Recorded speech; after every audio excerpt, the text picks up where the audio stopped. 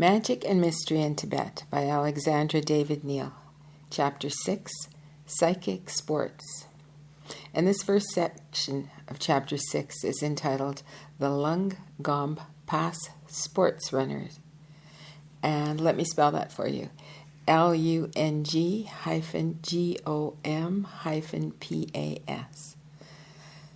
Under the collective term of Lung-gom, Tibetans include a large number of practices which combine mental concentration with various breathing gymnastics and aim at different results, either spiritual or physical.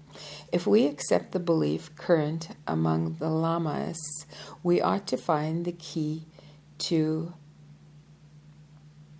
thaumaturgy. Thaumaturgy in that curious training. Keen investigations do not, however, lead to extraordinary enthusiasm for the result obtained by those who have practiced it, seeking to acquire occult powers. Nevertheless, it would be an error to deny that some genuine phenomena are produced by the adepts of Lung-gom. Though the effects ascribed to Lung-gom training vary considerably, the term Lung-gom is especially used for a kind of training which is said to develop uncommon nimbleness and especially enables its adepts to take extraordinarily long tramps with amazing rapidity. Belief in such a training and its efficacy has existed for many years in Tibet, and men who traveled with supernormal rapidity are mentioned in many traditions. We read in Milarespa's biography that at the house of the Lama who taught him black magic, there lived a Trapa who was fleeter than a horse. Milarespa boasts of similar powers and says that he once crossed in a few days a distance which, before his training, would have taken him more than a month. He ascribes his gift to the clever control of internal air. However, it should be explained that the feat expected from the Lung-gom-pa is one of wonderful endurance rather than of momentary extreme fleetness. In this case, the performance does not consist in racing at full speed over a short distance, as is done in our sporting matches, but of tramping at a rapid pace and without stopping during several successive days and nights. Besides having gathered information about the methods used in training Lung-gom-pas, I have been lucky enough to catch a glimpse of these adepts. In this, I was extremely fortunate, as, though a rather large number of monks endeavor to practice some kind of Lung-gom exercises, there is no doubt that very few acquire the desired result, and in fact, true Lung-gom-pas must be very rare. I met the first Lung-gom-pa in the Chang Thang of northern Tibet. And then there's a footnote here beside Chang Thang, and it says, an immense wild grassy region at a high level inhabited only by a few tribes of nomad herdsmen living in tents. Literally, Chang Thang means northern plain, but this term is used to designate any large tract of wild land similar to the solitudes of northern Tibet. Towards the end of the afternoon, Yongdan, our servants, and I were riding leisurely across a wide tableland when I noticed far away in front of us a moving black spot, which my field glasses showed to be a man. I felt astonished. Meetings are not frequent in this region. For that last 10 days we had not seen a human being. Moreover, men on foot and alone do not, as a rule, wander in these immense solitudes. Who could the strange traveler be? One of my servants suggested he might belong to a trader's caravan, which had been attacked by robbers and disbanded. Perhaps having fled for life at night or otherwise escaped, he was now lost in the desert. That seemed possible. If such was really the case, I would take the lone man with us to some cowherd's encampment or whatever, or wherever he might wish to go, if not far out of my route. But as I continued to observe him through the glasses, I noticed the man proceeded at an unusual gait, and especially with an extraordinary swiftness. Though with the naked eyes my man could hardly see anything but a black speck moving over the grassy ground, they too were not long in remarking the quickness of its advance. I handed them the glasses, and one of them, having observed the traveler for a while, muttered, "Lama Lung-gom-pas Chigda." In brackets it says, "It looks like a Lama Lung-gom-pas." These words, Lama Lung-gom-pas, at once awakened my interest. I had heard a great deal about the feats performed by such men, and I was acquainted with the theory of the training. I had even a certain experience of the practice, but I had never seen an adept of Lung-gom actually accomplishing one of these prodigious tramps which are so much talked about in Tibet. Was I to be lucky enough to witness such a sight? The man continued to advance towards us, and his curious speed became more and more evident. What was to be done if he really was a Lung-gom-pas? I wanted to observe him at close quarters. I also wished to have a talk with him, to put him some questions, to photograph him. I wanted many things. But at the very first words I said about it, the man, who had recognized him as a Lung-gom-pas, exclaimed, "Your reverence will not stop the Lama, nor speak to him. This would certainly kill him. These Lamas, when traveling, must not break their meditation. The God who is in them escapes if they cease to repeat the nyagas." Oh, I can't pronounce this word. Ngags. I'll just call it gags. And when leaving them before the proper time, he shakes them so hard that they die. Put in that way, the warning seemed to express pure superstition. Nevertheless, it was not to be altogether disregarded. From what I knew of the technique of the phenomena, the man walked in a kind of trance. Consequently, a sudden awakening, though I doubt if it would cause death, would certainly painfully disturb the nerves of the runner. To what extent that shock would harm him, I could not guess, and I did not want to make the Lama the object of a more or less cruel experiment. Other reasons also forbade me to gratify my curiosity. Tibetans had accepted me as a lady Lama.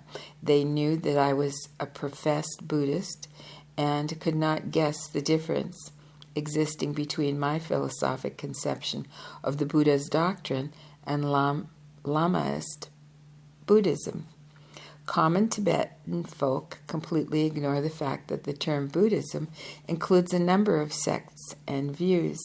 So, in order to enjoy the confidence, respect, and intimacy which my religious garb brought me, I was compelled to behave in close accordance with Tibetan customs, especially the religious ones.